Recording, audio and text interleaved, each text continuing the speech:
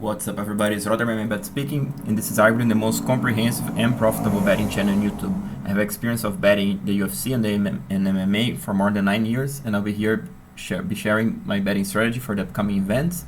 And in this case, I'll be doing the full card predictions for UFC 259 Adesanya versus Blachowicz. I'll be soon telling how I'm betting this card and give you guys the full breakdown. Please bear with me also until the end if you'd like to hear the past results. Before proceeding though, please be aware this is how I'm laying my money. If you'd like to follow anything that I'm saying here, you shall take full responsibility and accountability for it. There's a description and there's a disclaimer in the description, so please read it before proceeding.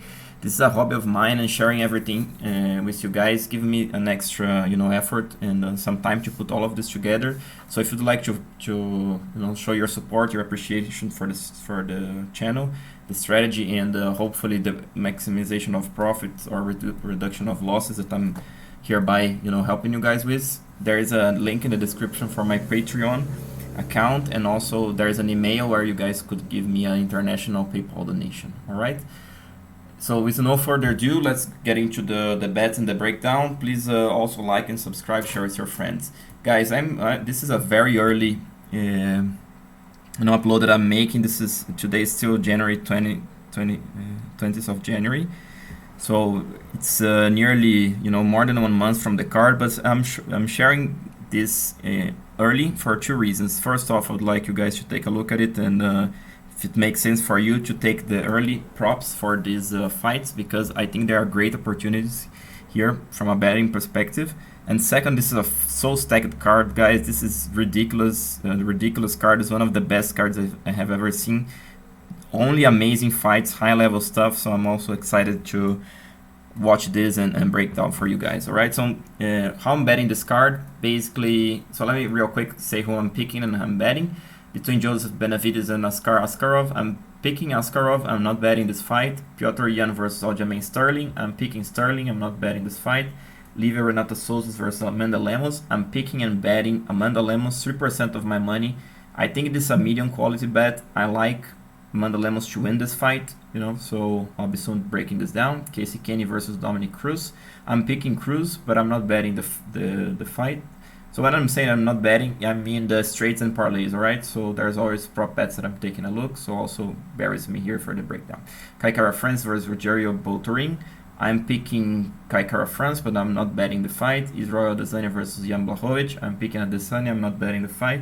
Yadong versus Kyler Phillips. I'm picking and betting Phillips, a small amount. I think it's a quite tricky fight to bet, but still I think there's a good value on Phillips.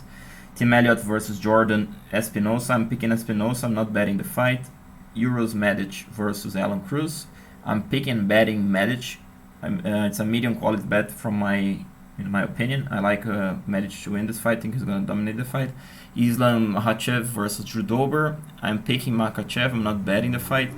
Brady versus Jake Matthews. I'm picking and betting Matthews. Great bet in my opinion. Great returns. And it's a nearly pick-em fight. Like I said, I'm picking Matthews. Should be a very close fight, but there is a great value here. I think Matthews is a small favorite here. Aleksandar Rakic versus Thiago Santos. I'm picking Rakic. I'm not betting the fight. And Amanda Nunes versus Megan Anderson. I'm not picking Anderson, but I'm definitely betting Anderson. This is just ridiculous. This margin. This is nearly a pick-em fight. So to me, it's an excellent bet to take. This is the biggest bet of the card. All right. So let me get into the breakdown. And guys, please bear with me here. This is going to be a full card breakdowns. There are 13 fights to cover, so I'll be trying to make this concise and nice. And always feel free to pause between my screen so you guys can read what I'm putting here. I think it's worth your time.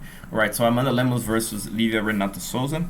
Lemos, she's a girl who's a very good striker, especially on the defensive part. She's tough to hit. She has very good straight punches and straight right hands, powerful kicks. She's like I said, tough to hit. She's fast with the footwork. She's active as a counter striker, so she's elite in this regard.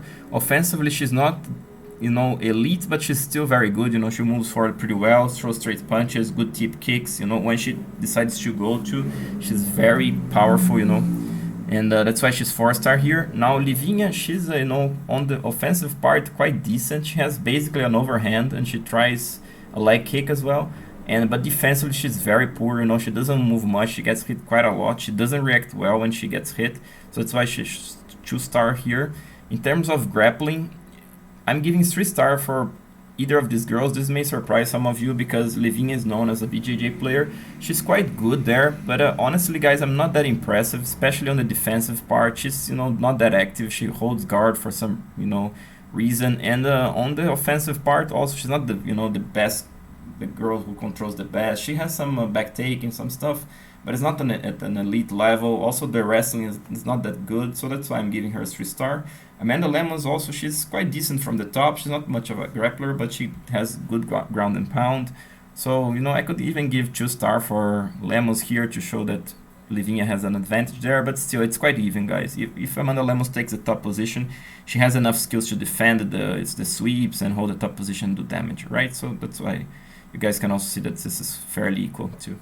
Right, so in terms of game plan experience, Amanda Lemos is a little bit better than Livia. Like I said, she has an overhand and the kick and a little bit on the ground game. And in terms of toughness, these girls both are quite tough. They have good heart to win the fights, right? So Lemos, what does she have to do? She has to, basically, strike, and she used to have a problem with the cardio. I'm not sure she fixed it. So this is one of my concerns on Amanda Lemos. But even if she hasn't fixed the cardio, I think she's still the favorite, And I think it's not that difficult to stop Livia's takedown. I think she can, So she basically has to stop the takedowns and do the work with the hands, all right? And Livia, she has basically to get inside, make it a dog fight, shoot, hold top position, frustrate this girl, keep pushing the pace, test the cardio, and pick up the pace from the second. She has the better cardio of the two. But like I said, my pick is Lemos. I'm picking her by TKO. I think she has so much power. She's so big for the division. Livia, like I said, doesn't react so well when gets hit. And I would be taking these prop bets. And guys, you can always pause the video for you to guys take a look what I wrote here. I think it's worth your time. Kara France versus Rogerio Bontorin. High level fight, guys. Kara France is an elite striker. I like this guy, a lot on the striking part. He has good straight punches, overhands, left hooks, throw uppercuts, he feints, he calf kicks, body kicks, head kicks. Tough guy to hit, throw combos, punch together with you. This guy is very good. He doesn't pack that much power, but he makes up on the volume, so that's why I'm giving him 5-star on this department. Bontorin, on the offensive part, he's quite poor. He comes in straight lines. He has good power, but he doesn't have the best choice of attacks, leads with the head first, so he has some mistakes there. Defensively, he's a little bit better, not that easy to hit. Like I said, he has power, he likes to throw together with the opponents, so he has some good, skills here.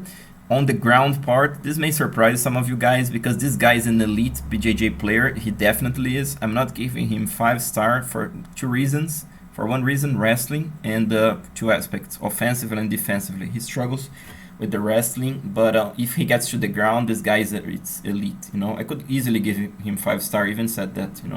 So Kara France, he's also defensive.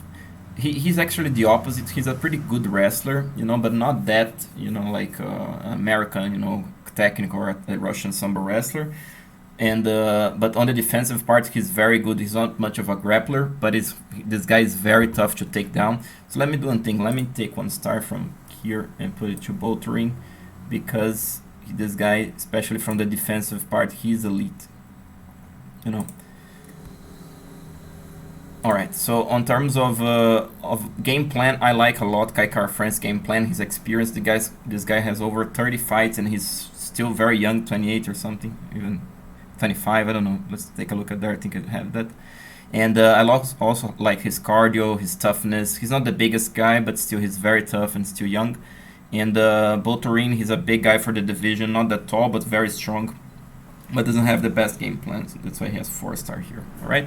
So Kara France has basically to use the hands to win this. Has to stop the takedowns and has to test this guy cardio because he's quite a big guy and his style demands quite a lot of energy.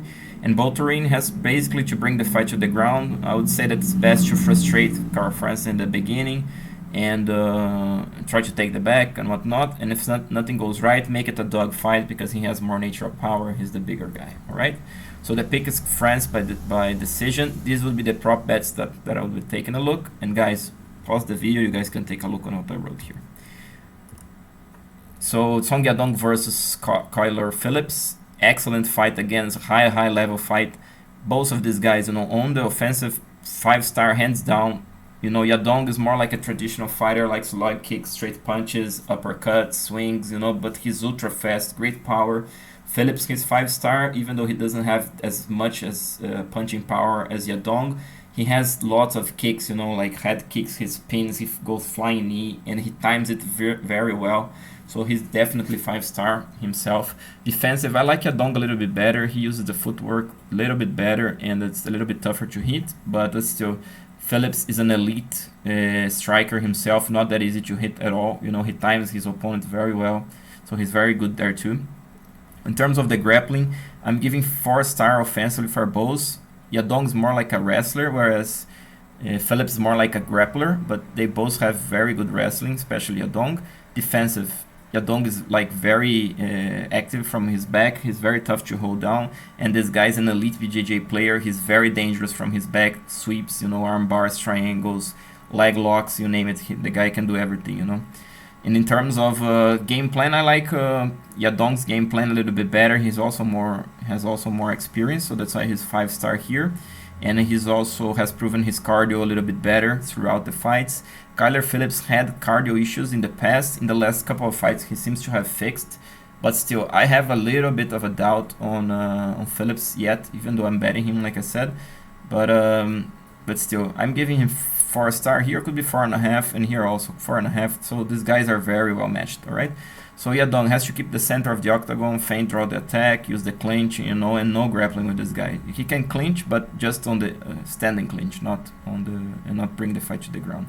Phillips would have to use lots of jabs, feint, draw the attacks, and get this guy to the cage, tee off on him, explode, use the creative stuff, and go for single leg pull guard. He's such an elite grappler, he can do that. All right. In terms of bet, I'm picking Phillips by decision. I will be taking a look on these bets if I can find them.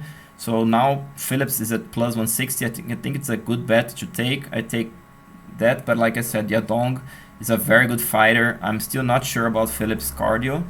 So be careful with this bet, but still I think there's a good chance that Phillips is gonna win this fight. I think he's gonna win the fight, and it's a good bet here. And I would take either of these guys by decision. All right. On to the next fight, Jordan Espinosa versus Tim Elliott.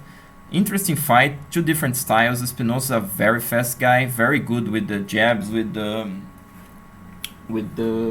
straight punches, with the kicks. He also used it to shoot the double leg. I don't think he's gonna do in this fight. So he's basically on the wrestling, on the grappling part, he's quite decent, but it's nothing impressive. So that's why he's 3 stars here. And the defensive, he's not that good, even though he's very fast and very tough to hit. So, but he doesn't have much defense or much skills on the counter, this type of things, all right? So Tim Elliott, he on the offensive and this defensive striking, it's a little bit odd. He fought pretty well his last fight, to be honest. So I could give him maybe 3.5, 4 stars if he fights like he did in his last fight. I'm not sure, but still he's been coached pretty well by James Cross, so but still he doesn't have the best boxing. He's quite short in range, likes to throw straight punches. Sometimes he go like a dog fights, so he knows how to perform fights, but still he's not that much technique or effectiveness on the striking part, right? But he's definitely a very good grappler, great wrestler, and I'm not giving him 5-star because he's a little bit too desperate. I would like to see him more calm in fights. He fishes for submission too much, where he should hold positions more often than not. But still, he's a very good guy, and that's why the only reason I'm not giving 5 stars because of what I said now. He should be more patient, especially on the grappling part. All right. So in terms of consistency, I don't like much Jordan Espinosa because he always brings the same game plan. He's not that diverse, but he's a quite tough guy. He's quite a big guy for the division. And Elliott, he has good game plans, especially recently he has shown very good game plans. And he has the heart of a champion. You know, this guy is super tough and he has the heart, so he's 5-star here. Espinosa has to use his athleticism or in or out. Don't play a dog fight with Elliott, and don't grapple with Elliott. He has to use his superior speed, his superior power, and explode out when Elliott tries to close the gap. Elliott has to do the opposite. Has to get inside to make it a dog fight. You know, test this guy's cardio, get on his face. You know, keep shooting, make him grapple until he gets tired and pick up the pace. Can go even more aggressive from the second round. All right, on to the next. So the pick is Espinosa by decision. This would be the prop bets that I'll be taking. All right, if this presents. Okay, but I think this is a very good chance that this fight's gonna go to a decision, because Espinosa carries a little bit more power, but maybe not enough to put Elliott out. Elliott has a very good grappling game, but Espinosa is so explosive, so tough to hold down. I'm not sure he's gonna be able to do that. So I think this is gonna go to the decision. I would take this prop bet, but I think it's gonna be tough to find this line here. All right, Joseph Benavidez versus Askarov. Again, an excellent matchup. It's very tough to call this fight, guys. You can see by the stars, it's a flip. You know, it's very tough to predict who's gonna come on top of this. Both of these guys have the skill to beat each other, to match each other's skills. Benavidez on the striking part, he's more like an explosive guy, likes to, you know, blitz, throw the lots of punches. You know, defensively also he likes to hold the range, you know, throw lots of punches. And this guy's an elite grappler. Elite in the wrestling it's very good, but on the grappling it's elite. You know, both offensive and defensively super tough to hold down. Great scrambler. And in terms of game plans and toughness, this guy is also elite. He has the heart of a champion. Askarov has a different striking style. He's more like a traditional guy. Holds the center, good 1-2, good body kick, good leg kick, head kick. Controls the range pretty well. Not easy to hit. You know, so he times guys coming in with straight punches, with jabs. So he's also very good there. So it's pretty evenly matched, despite the styles being a little bit more different. This guy's a little bit more methodical, more, you know, precise. This is more like a blitz, more like volume guy. And in terms of wrestling, this guy's an elite Sambo wrestler, great grappler from top, super tough to hold down, great scrambler. And same comments for the consistency, his experience, very experienced, both of these guys, you know, and super tough. So Benavidez, he has to use to his advantage his athleticism, and to be either in or either out, use his blitzes. Calf kicks, I would like to see this a lot from Benavidez. If he lands those calf kicks, I think this guy gonna have a tough night. Has to get the top position and hold. Now Askarov, he has to time those blitzes to the takedowns, do the same, you know, try to hold the top position, frustrate this guy. And if he can use lots of output, lots of straight punches, he has the range, has the height, I think he has a good chance to win this fight. But like I said, guys, it's very tough. Both of these guys gonna have their moments, it's 100% sure. And it's gonna be a very, very close fight. You know, split decision to either of these guys, and could be a draw. So take a look on this prop bet as a draw. I would definitely take at least a, you know, plus 3,000 price. I would definitely take a draw for this fight. And in terms of the other prop bets, this is how I would lay my money. And always feel free to pause here so you guys can read what I'm putting here, that I think it's worth your time. Islam Makhachev versus Dober. Another very good fight.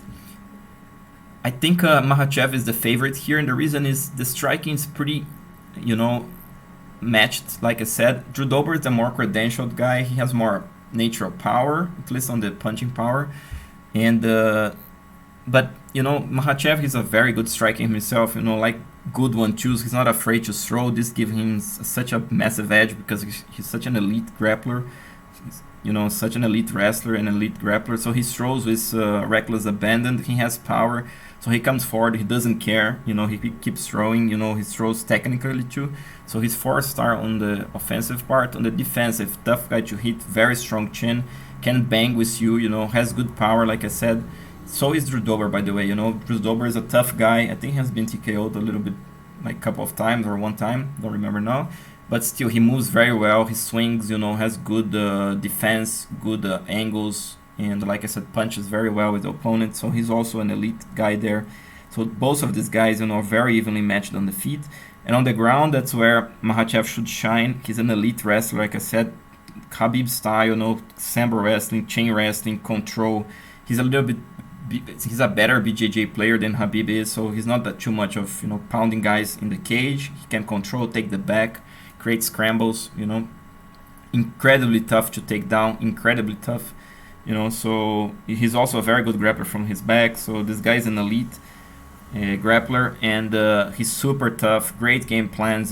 This guy has the heart of a champion. So this guy is for real. Drew Dober is an excellent fighter. Don't get me wrong. I'm not. I don't want to say bad things about Drew Dober, but still, I think if I'm gonna match these guys, I think Dober is a little bit, falls a little bit short on the game plan part, and I don't think he's as tough as Makhachev is. All right, so Makhachev, I would say for him to basically shoot and do his things and use lots of kicks. There is no way that Drew Dober gonna try to grapple with him. Dober, he has to threaten the uppercuts, throw straight punches, trying to use his superior Muay Thai technique.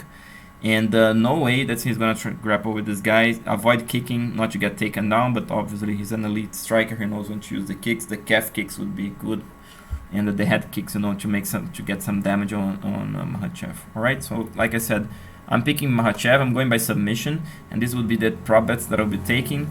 Guys, actually, if Makhachev presents at the minus 250 range, I would be definitely taking a bet on Makhachev. I think this guy is a good favorite, but as of now, it's too expensive, in my opinion. Dober packs power.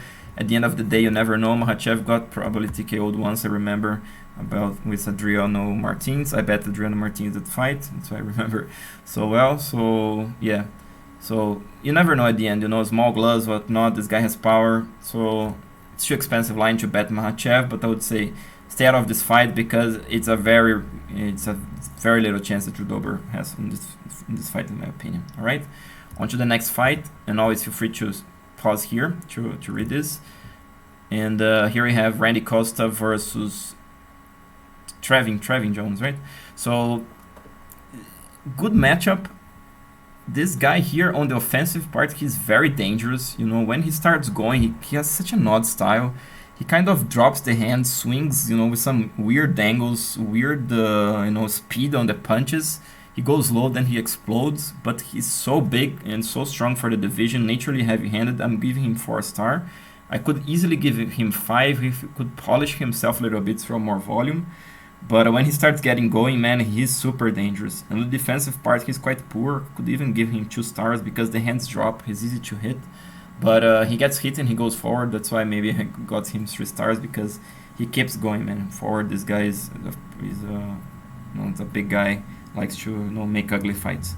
Trevin Jones, pretty decent striker. Not decent. He's a pretty good striker. Good 1-2s, good calf kicks, body kicks. He knows when to use his strikes. He's also quite athletic, defensively tough guy to hit. Punches together with the opponent, hits angles quite well.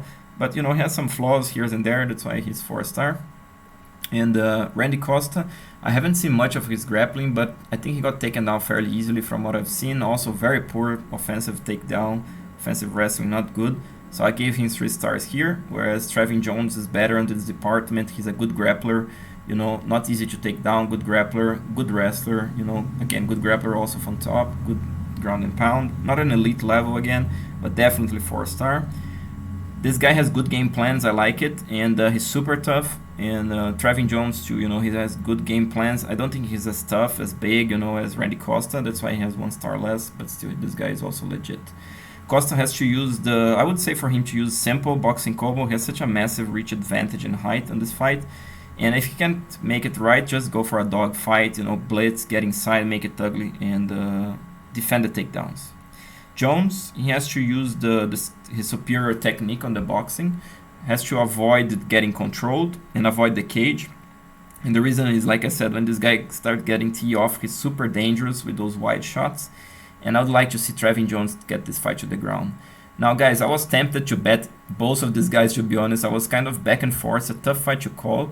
At the end, I went with Costa by TKO, but I would definitely take a live bet on Jones if I can find these lines, because I think Costa, he's a fast starter. He slows down a little bit.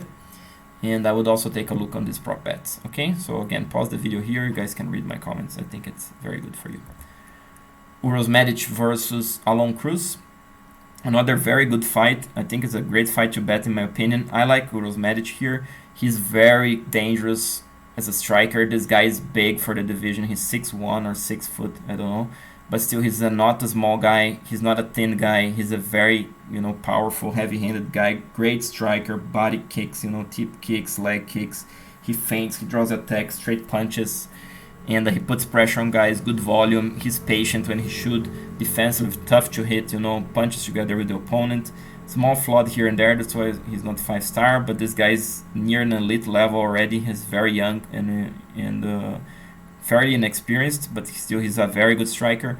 Aalon Cruz, he's quite impressive, has some flashes of greatness, but it's not, when you start analyzing it, he doesn't have the volume, he opens up too much when he strikes, the chin is up, defensively gets hit quite easily, doesn't have the best takedown defense, neither he's not the best grappler, so this guy has quite a lot of flaws, it's a little bit hidden because he's so big, so massive, he starts going creative, gets impressive, but his creativity also, he doesn't use it at the right time, starts throwing too much things to the air, you know what I mean? So I think he's 3 stars, despite the fact that he's so big and so creative. I'm giving him 3 stars on the striking.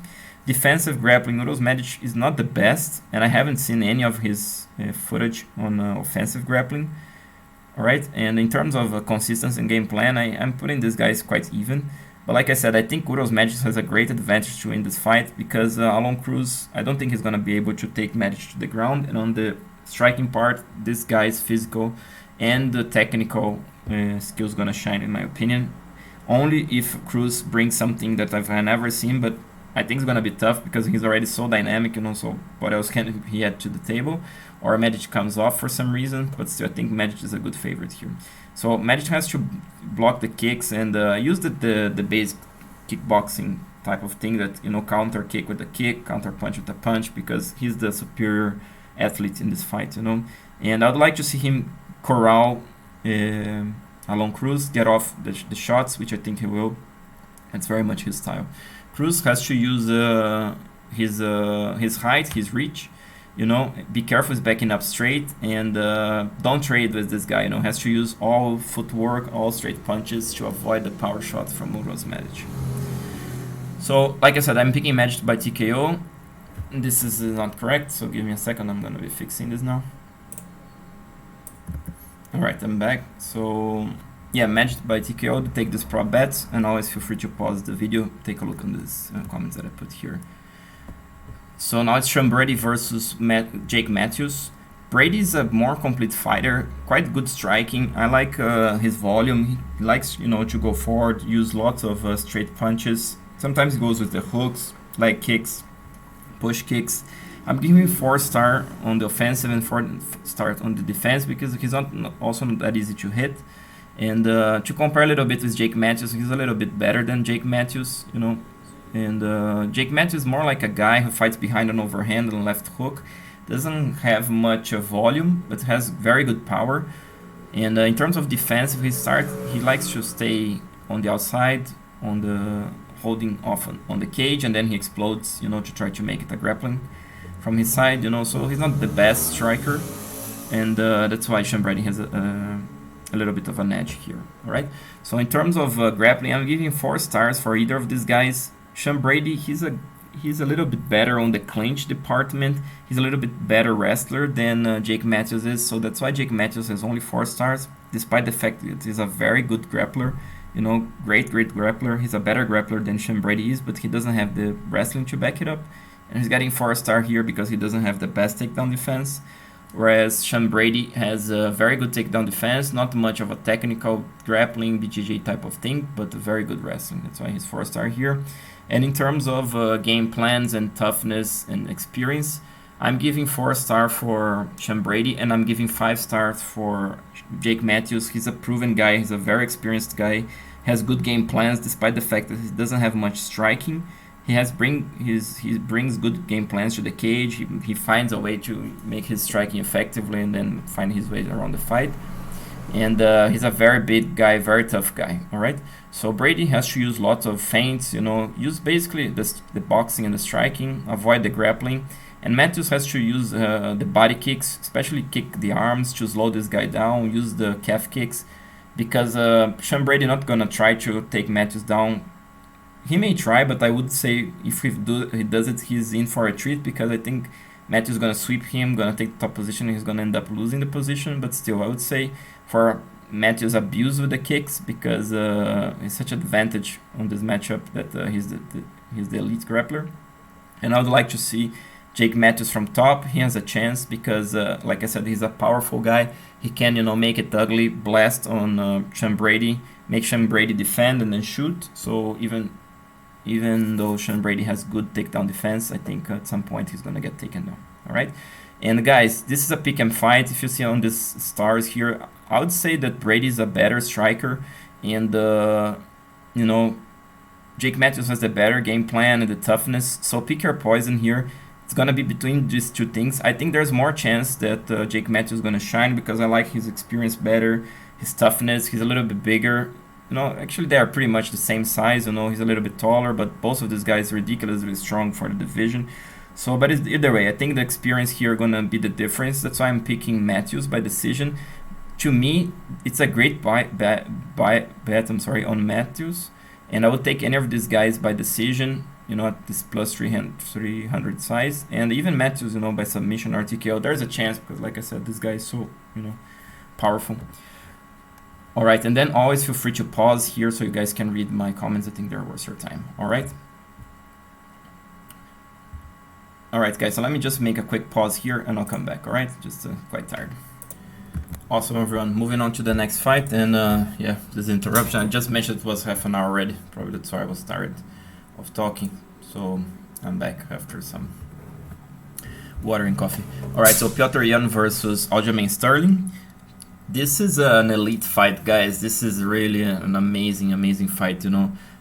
I'm giving 5-star for Petr Yan as offensive. This guy, it's even a little bit odd to see him strike. He looks quite basic, but when he starts going, guys, he does some small type of movements at its elite level. I was thinking that even when he overextends his punches, is an advantage, because he extends that overhand, but he waits for the opponent to strike, and then he comes back after that. So he's very aware of his striking. He has good power. He's deceptively strong. So I'm giving him 5-star. He's very busy with the strikes. He can do a little bit of everything. In terms of defensive, pretty good defense, not easy to hit. He punches together with the opponent very well, but still, he has a little bit, one or another flaw here and there. Whereas Aljamain Sterling, I'm giving him 4-star for offensive striking, and the reason is it's most like single strikes that he throws, but he throws in good volume, and it's very difficult to predict this guy.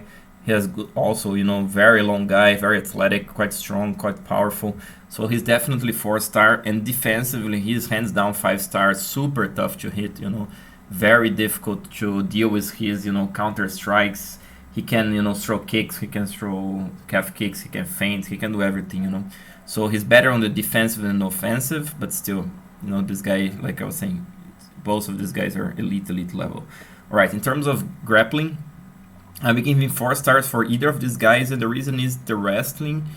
It's not too much wrestling, but on the grappling part, they're both very good.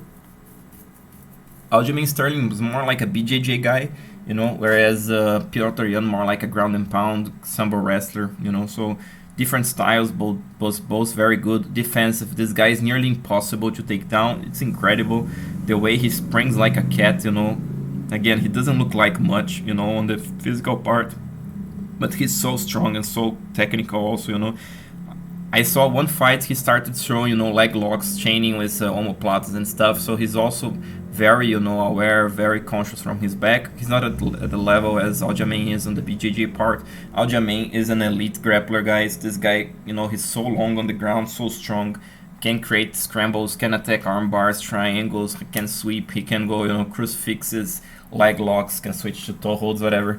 This guy is an awesome grappler, but still it's pretty even again. And in terms of game plan and toughness, guys, these guys are just ridiculous. You know, this is an elite level fighter, like I was saying. All right, so what does Jan have to do? He has to basically try to use his more efficient boxing with the straight shots. You know, try to get inside. You know, because also it's quite tough because Aljamain Sterling has such a massive reach advantage. Sorry. That it's gonna be quite tough to get inside. So he has to leap in there. You know, land to the body, make it ugly. You know, and be ready to defend the takedowns because he wouldn't want to grapple with Sterling.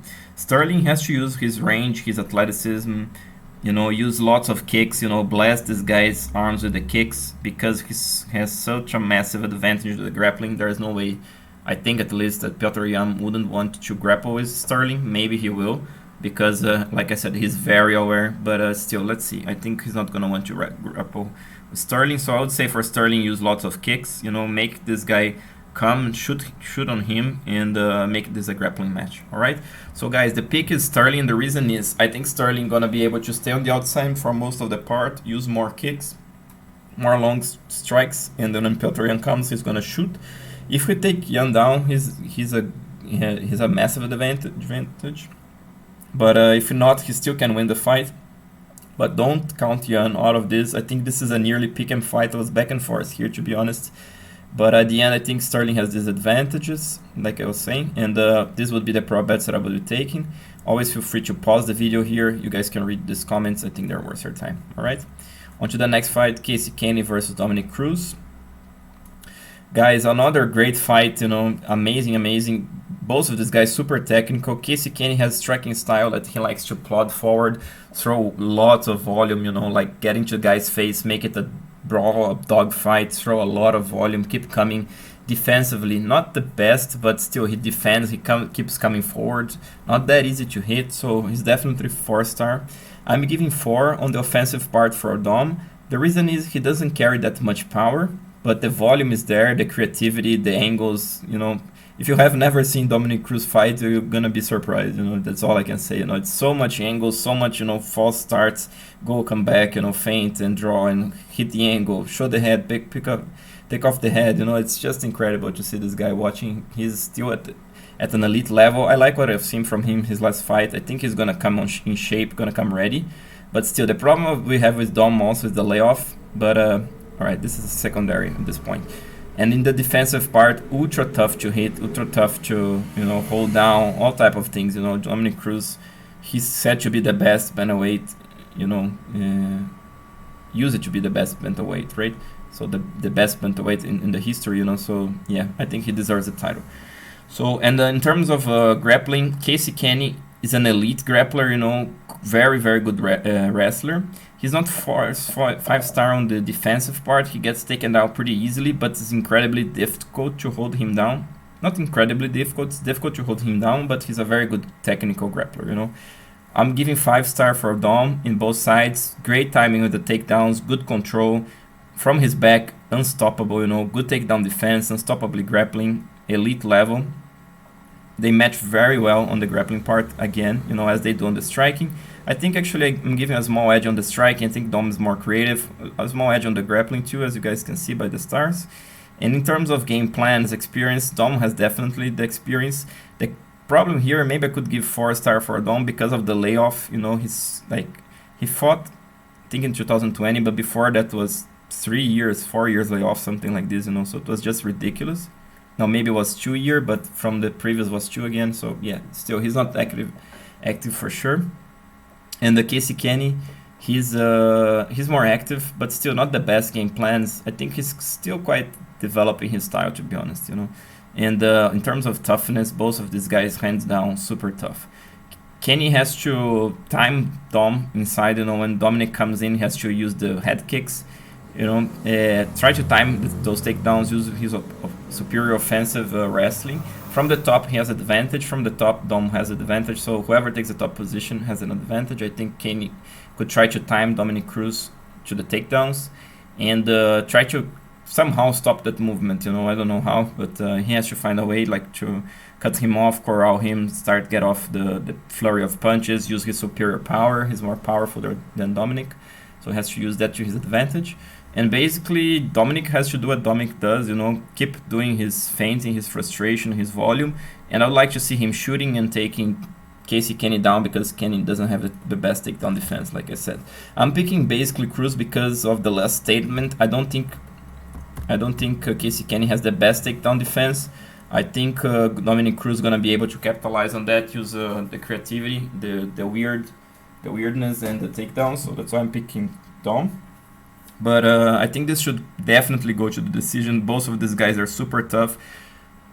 Great grapplers, great submission defense. Cruz doesn't have much power. Kenney has some power, not much. Cruz has very strong chin. I don't see them finishing each other. I would take this bet. Fight goes to the decision. Minus 150, even minus 200. I think it's a very likely fight to go to the decision. And either of these guys by decision, maybe even plus 200 would be worth it, you know, because it's a very little chance that this guy's going to finish each other. Aleksandar Rakic versus Thiago Silva in the co-main event? No, not yet. So Rakic, he's the more technical striker. I like the way he does, you know, things, you know, more methodically. Long 1-2, leg kick, body kick, you know. Sometimes uses some tip, some knee stomp. So he's more like a traditional kickboxer, but he's such a big guy, 6'4". He's pretty long, naturally heavy-handed, so he's definitely 4-star. On the defensive part, also not easy to hit, very good punching with his opponents, technical, like I said. Thiago Santos, more like an explosive style. I'm giving him 4-star and not 5 because he doesn't have the volume. But when this guy goes, guys, it's just ridiculous. He's now 36 or 37, I don't know, but still one of the most explosive and powerful guys in the division. If he starts getting going, he can finish anybody, you know, so he's super dangerous. He's 4-star there, definitely. And in terms of defensive, he's not the best. He gets hit quite a lot, but he's athletic. He has good footwork, so it's not that easy too. So that's why he's at least 3 stars. In terms of grappling, Rakic has advantage both on the wrestling and the grappling. Thiago Santos not a bad grappler from top, pretty nasty ground and pound, but not much wrestling. On the defensive part, quite poor takedown defense. He showed those flaws in Glover's Teixeira fight. So I'm giving him 3 stars here. In terms of game plans, I like Rakic better, and I like Rakic, you know, more on the cardio part, on the toughness part. All right. Thiago Santos is a very tough guy, but he doesn't have the best chin in the world anymore. And like I said, the game plans are not the best. He always fights the same style. Obviously, he's like an elite fighter, so it works for him. But still, he doesn't adapt so well in fights, and he's not that tough, or at least doesn't have that good chin as Rakic does. All right, so Rakic has to use the superior technique on the feet. You know, be careful with the switch kicks and the left hook. This guy's switch kick and left hook, like this is Thiago Santos' power, right? This guy is just ridiculous. The overhand's pretty good too, but these 2 weapons here are something. And I would say for Rakic to shoot, if he comes with the right game plan, guys, I think he's such a strong favorite. He has to make a Thiago Santos grapple test at cardio. I think he'll be a strong favorite, but he's more like a kickboxer fighter, so I'm not sure he's going to bring the best game plan ever, but we'll see. And Santos has basically to use his superior athleticism, that nasty power, you know, and avoid the clinch and the grappling. That's what he has to do, you know, make this guy frustrated, make him overcommit, explode on him, try to finish the fight. So I'm picking Rakic by decision. I would take a decision bet if I can get these guys at plus 450, because they are both super tough. I think Santos doesn't have much chance to finish Rakic, you know, because Rakic is so young, still so tough. And Rakic, even though he has enough power, I think Santos not gonna. If he starts getting hit, he's gonna try to back down a little bit. So I don't think Santos gonna brawl too much with Rakic. Could go TKO, you know. It's a tough fight to predict, to be honest, what's gonna happen. But I would take, you know, plus 450, plus 500 a decision bet on these guys. I think there's a decent chance for that. And this prop bets here, I think Rakic has a little bit more chance to finish Santos than the opposite, but I would take Santos or Rakic at these lines, all right? And also, you can pause the video here and read the comments, okay?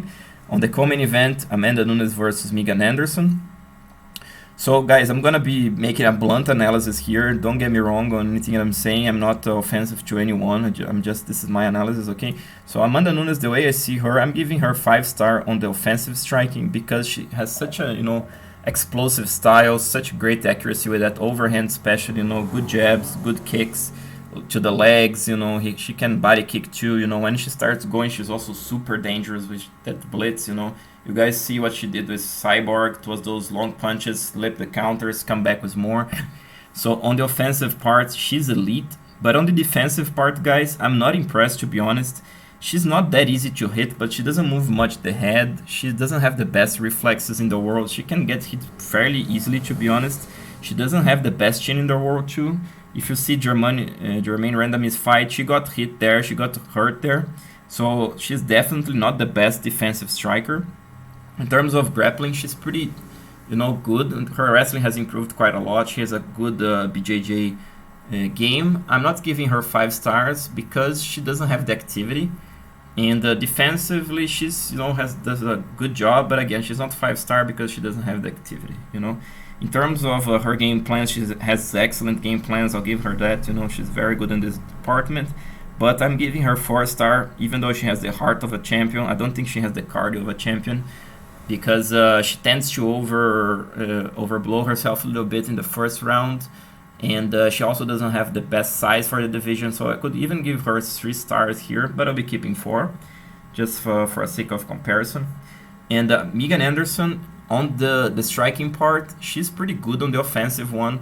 She likes to use more like straight punches. She's improving on that, also using better her tip kicks, her head kicks, But guys, if you have never seen this girl fight, it's gonna be interesting because she's such a huge girl, I mean this in a positive way. She's like 6 feet tall for the featherweight division. She's very long. I think the UFC has her measured wrong. They say 72 inches. I think she has at least 75. She has such a long arms and legs. And the power translates. She's a very strong girl, naturally heavy-handed. When she starts landing, the girls just drop. So strong this girl is. On the defensive part, she's much better than, not much better, she's better than Amanda Nunes, tougher to hit, counters better, punches with the other girls better accuracy when she's countering. So I'm giving her 4-star here. So if you're gonna match these 2 girls together on the striking part, it's pretty even, it is pretty even. I would even give a small edge for Megan Anderson because of the size. Okay, and especially on the first round, guys gonna see Amanda Nunes coming out hard, strong, with the eye of the tiger. If Megan Anderson can hold the onslaught, she's gonna come on top, in my opinion, especially on the striking part. On the clinching, she's not the best. She's so big, she could do much better here, but she still hasn't developed that.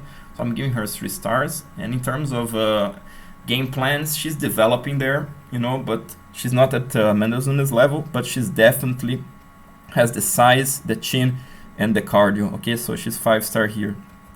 So what does Nunes have to do? She has to, basically use the calf kicks and use lots of kicks because she's the superior wrestler and superior grappler. So she has to kick Megan Anderson's arms and shoot, make her and take the top position, try to finish Megan Anderson there. That's where Megan Anderson is weak on the ground. Now Anderson has to use the jabs, frustrate her, use the superior size, the reach. I would say she has to have the takedown defense ready, it's hands down. I would like to see Megan Anderson holding Amanda Nunes on the clinch a lot, because I would like to see her wearing Amanda Nunes cardio down, and from the second round, the third, pick up the pace and finish this girl. I think there's a great chance that Megan Anderson gonna do that. The pick is Nunes by decision, but guys, I would be betting Megan Anderson at plus 320. The betting line is now plus 700. This is just ridiculous. I said that in another fight, which was Shayna Dobson versus Maria Agapova, that the betting line was just ridiculous. Agapova was a small favorite in my opinion, and was just ridiculous to see what we saw, and you guys saw the outcome. I cannot say that Megan Anderson gonna win this fight concisely. I cannot say that on this fight or not in any other fight, but I can tell you from my experience, this is nearly a pick 'em fight. I think Megan Anderson gonna show up. She's in a good training camp. She's gonna be ready for this fight. She has a chance to be the champion. I think she's gonna bring her best version to date. There's such a massive size discrepancy here, guys. On the striking, it's pretty even. I would even favor Anderson again. And again, if she can survive the first couple of rounds, I think Megan Anderson gonna come on top. She can even finish Nunes. All right, Megan Anderson a live bet. This can go like crazy, like plus 1,000, whatever. Take this. I would take this bet. Because this is just unreal. Okay, and this is also other prop bets that I'm taking. But if you'd like to hear advice, if you don't agree with anything that I'm saying, just don't bet Amanda Nunes. In my opinion, guys, there's a great chance you're gonna lose your money, all your parlays, if you're gonna bet Amanda Nunes. All right. But again, this is my best bet, my highest quality bet is Megan Anderson. Okay, sorry about stressing that so much because I wanted to make it very, very clear. All right, so either way, good luck for everybody. Okay, so in the main event we have Israel Adesanya versus Jan Blachowicz. Guys, this is what I'm saying may surprise and piss some of you, that this is the lowest fight of the card to me, hands down. Israel Adesanya, he's the kickboxer. He's a good kickboxer, but to be honest, guys, he translated very well the style to MMA. He's a champion. I cannot say that he's not an elite fighter. He is, but basic kickboxing. He's just a tall guy. Tall middleweight, very technical, does everything right on the technical part, especially defensive. And but offensively, pretty decent, good 1-2s and good accuracy and whatnot, and it's very tough to hit, good pull too, good pull, left hooks, and also Adesanya is very dangerous when he starts moving forward, blitzing and using his combinations, so that's why he's 4-star here and 5-star here. Jan Blachowicz, on the offensive part, I gave him 4-star, more like to, show that he has so much power on this matchup, good jabs, the jab is sensational. But the rest, like the left hook's pretty good. The kicks, the tip kicks, the body kick. Yeah, man, could even be 3 stars here. Can easily switch this to 3 stars. Jan Blachowicz is not an elite. He's he's the champion. I'm not gonna, say that he doesn't deserve it. But if I'm gonna compare to other divisions, I think that's what I'm doing here. You see such a discrepancy on this fight compared to an elite fighter in the other division. So that's why maybe I'm saying what I'm saying, but still, I'm giving him 4-star on the offensive, striking and 3 on the defensive. The guy doesn't move much, gets hit pretty easily, pulls back with the chin high. He's a super tough guy, has a hard chin, a big guy for the division, very strong, broad shoulders, naturally heavy-handed, but still, I think I would give him this rating here. On the grappling part, Adesanya doesn't have much, everybody knows that. But on the defensive part, he's doing pretty good. I like his takedown defense. He's even attacking submissions from his back to create scrambles. So I'm giving him 4 stars. I think it's pretty impressive from his side. As I'm giving for Jan Blachowicz, also create some scrambles, good underhooks, tough guy to hold down, whatnot. On the offensive part, the wrestling is pretty decent. The grappling too, powerful ground and pound, but I'm not impressed. That's why I'm giving 3 stars here. On the game plan, everybody knows what Adesanya gonna do. He does pretty well. He's 4-star here. And in terms of size, especially for the light heavyweight division and toughness and whatnot, I'm giving him 4-star, as I'm giving 4-star for Jan Blachowicz. All right. So Adesanya has to use the range, frustrate him, do what he does. Blachowicz has to fight smart, guys. He has to use lots of kicks to the arms, slow this guy down, and make it ugly. He has such a massive power advantage. Get the defense ready, block the shots, make it ugly, shoot. Make this guy work. It's such a size discrepancy here. He's much taller, but Blachowicz is so much stronger. Has to make it right. I don't think Blachowicz gonna do. I don't think he has the best game plans in the world, but he has a small chance. Okay, but still, I'm gonna be picking Adesanya by decision. This will be the prop bets that I'll be taking, and always, guys, feel free to pause here, so you guys can take a look at what I have written. I think it's worth your time. All right, guys. So just to wrap up the bets. What I'm doing here, I'll be betting Amanda Lemos. I haven't seen this line yet, but as soon as it opens, I'm going to take it. Median quality bet for me on Amanda Lemos, 3% of my money. I have a bet on Kyler Phillips, 1.25% of my money, not much. As I think Song Yadong has great chances, so it's kind of 50-50 here. I don't want to risk much, so 1.25% of my money. I like Uros Medic to win this fight, 1.75% of my money. Why I'm not throwing more? Because Medic is fairly inexperienced, so I cannot trust him too much. I'm beating a little bit on the risk part, but still, stylistically, such a massive advantage. Jake Matthews, again, nearly a pick and fight. I think Matthews is the better fighter, and I have 4.25%, so quite a respectable bet here. And the best bet, hands down, of the month gonna be on Megan Anderson. I'm throwing 8% of my money. There's a chance that I'm gonna lose this. There's a chance that I'm gonna eat my words. Amanda Nunes is gonna finish Megan Anderson quickly. I can see that happening. But again, guys, I'm sorry about this noise, okay? But again, guys, this is just ridiculous. This line is totally off. This is a nearly pick and fight, all right? So again, if you read the disclaimer, go for the bet. And if you're thinking about betting Nunes, do me a favor, don't do it. There's a big chance that you're gonna lose your money. All right. So guys, just to finalize, these are the results for. I'm recording this on January 20th, like I said. So only 2 events happened at this point. It was 2% of profit from the overall betting money on ABC1. And then it was 4.25 here. This is the amount of risk. In terms of percentage wise, this is the profit that I have. Okay, so this is in the charts. So total profit for the month as of now, it's 80%. And I have 100% accuracy on the juices that I bet. On the dogs, I have 41%. Okay, and in terms of those quality bets, like I said, this is the profit per segment, and that's what I'm accumulating from the previous years, you know. So yeah, so it's 37.8% on the high quality bets, on the median 14, on the low quality 13%. And this is something wrong here. I will fix this that already. All right. So guys, just my final words to finalize this one. All right, guys. I hope you enjoyed. This was a pretty long video because there was so much great fights to comment, and I wanted to give a detailed breakdown for everyone. And I'm also uploading this very early so you guys can take the best odds that are out there, especially on Jake Matthews. There's money coming on Matthews, and on Megan Anderson there's money coming on Anderson.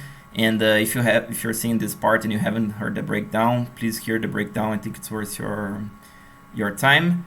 And again, guys, I'm doing this for you guys, you know. Obviously this gives me some extra work. I'm pretty happy to do it because, like I said, it's my hobby and I love doing it. But still, I would appreciate support, so consider supporting the channel. If not, just like, subscribe, share with your friends. Stay tuned for the comments. We'll, you know, be sharing my content with you guys. All right. So good luck with your bets, and wish you the best. This is Roder MMA Bet, bringing the best, most consistent and transparent bet strategy for you.